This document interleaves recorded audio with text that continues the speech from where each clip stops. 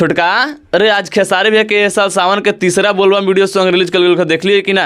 देखनी है, लेकिन एगो चीज में हमारा खराब लागल खबे। उ गाना के जब पोस्टर आई रहे तो ऊपर लिखल गई रहे कि 6:15 पर रिलीज कर जाई। ओकरा बाद कल शाम के जब टीजर आयल तो ओहू में लिखल गई रहे कि 6:15 पर गाना के रिलीज कर जाई। लेकिन आज वो गाना के सुबह में 6 बजे रिलीज कर दिल 15 मिनट पहले ही। तो ये हमारा बहुत में खराब लागल खबे। हाँ, ये तो बात तो सही कहता रही कि वीडियो सॉन्ग के रिलीज डेट रहा सब 6:15 पर, लेकिन 6 बजे रिलीज कर दिल। तो एमे गलती बा कंपनी वाली के। तो हम कंपनी वाले से यही कहना चाहेंगे कि आप लोग इस तरह मत कीजिए। मान लीजिए कि दर्शक तैयार रहेंगे 6:15 में सुनने के लिए, वो लोग सोचेंगे कि अभी नहीं आया होगा, रुक जाता है 15 मिनट, तब तक 1 घंटा में जो रिकॉर्ड बनता है वह रिकॉर्ड थोड़ा कम पड़ जाता है। तो इस तरह आप लोग मत कीजिए। बाकी तोरा वीडियो सॉन्ग कैसा लागल? वीडियो सॉन्ग के बारे में बताओ। वीडियो सॉन्ग तो बहुत अच्छा लागल खबे, लेकिन उमे के जौन म्यूजिक बाटे, लिरिक्स बाटे और वीडियो के जौन क्वालिटी बाटे, उमे कुछ नया करे के कोशिश नहीं कइल गइल।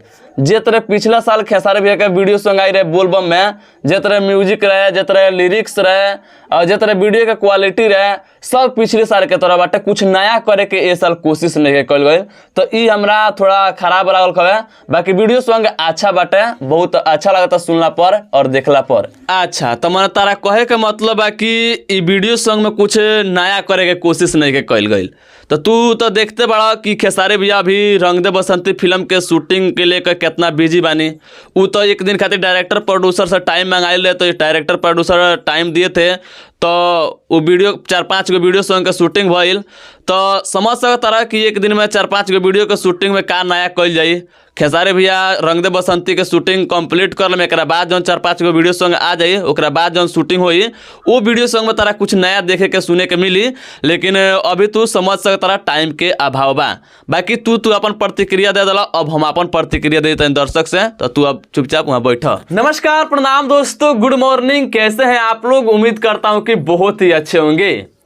दोस्तों, मुझे आशा है कि हम दोनों भाइयों के बात से आप लोगों को जरूर कुछ ना कुछ समझ में आया होगा, अगर आप लोग समझे होंगे तब। बाकी आज सुबह में खेसारी भैया के मानस रिकॉर्ड्स भोजपुरी चैनल से यह साल सावन के तीसरा बोलबम वीडियो सॉन्ग को रिलीज किया गया है। और पवन भैया के उषा फिल्म से इस साल सावन के दूसरा बोलबम का वीडियो सॉन्ग रिलीज किया गया है। और अभी इस वीडियो में मैं आप लोगों को खेसारी भैया के आज वाले गाने का 59 मिनट का लाइक व्यूज दिखाने वाला हूं और पवन भैया के गाने का 30 मिनट के लाइक व्यूज दिखाने वाला हूं।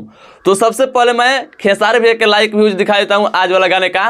तो देखिए, खेसारी भैया के आज वाले गाने पर 59 मिनट जब हो रहा था रिलीज किया हुआ, तो 59 मिनट में 14,000 लाइक था और 69,000 व्यूज था 59 मिनट में खेसारी भैया के गाने पर।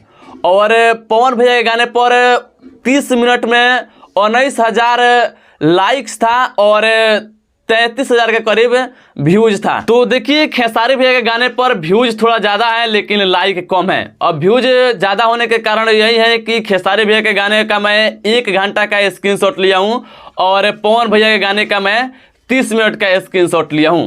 तो खेसारी भैया के 1 घंटा में यूट्यूब कुछ अपडेट करके उतना बता दिया है 69,000 व्यूज। लेकिन अगर पवन भैया के गाने पर व्यूज देखा जाए तो 33,000 है, तो अभी 30 मिनट का है, तो अभी यूट्यूब अपडेट नहीं किया है। लेकिन अपडेट करेगा तो मुझे लगता है कि खेसारी भैया के गाने से ज़्यादा पवन भैया के गाने पर व्यूज होगा। बाकी देखिए, 1 घंटा में किसी का भी रिकॉर्ड का पता नहीं चलेगा। जब यूट्यूब अपडेट कर देगा 1 दिन 2 दिन के बाद में सब कुछ क्लियर हो जाएगा, पता चल जाएगा। बाकी दोस्तों, आप लोगों को यह दोनों वीडियो सॉन्ग कैसा लगा है, आप लोग अपना राय कमेंट बॉक्स में बताइएगा। और ये वीडियो पसंद है तो लाइक शेयर कीजिएगा, चैनल पर नहीं तो सब्सक्राइब कीजिएगा। मिलते हैं नेक्स्ट वीडियो में, तब तक के लिए जय हिंद, जय भोजपुरी।